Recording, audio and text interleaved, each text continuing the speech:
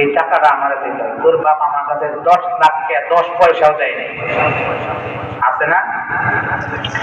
5 নম্বরে ওয়াল্লাযীনা হুম লিআমানাতিহিম, আমানতের খিয়ানত করবে না যারা, আমানত রক্ষা করবে যারা, জান্নাতে ঢুকবে তারা। অনেক কথা। এই যে আপনাদেরকে আমার আল্লাহ এত সুন্দর করে বানাইছেন, এই 3.5 কোটিটা আল্লাহর পক্ষ থেকে কিন্তু আপনার কাছে আমানত, ঠিক না ঠিক? মুসলমান বাবাজি, আপনার সন্তানগুলো আল্লাহর পক্ষ থেকে আপনার কাছে আমানত। সন্তান নামাজ পড়ে না, হালাল পথে চলে না, হালাল ইনকাম করে না, নামাজ পড়ে না, পর্দা করে না, এই যে আপনার কাছে আল্লাহ পাক আমানত দিয়েছে, আমানতটা রক্ষা করতে পারবা না, জাহান্নামের আযাব থেকেও বাঁচতে পারবা না, ঠিক না ঠিক? কয় নাম্বার গেল?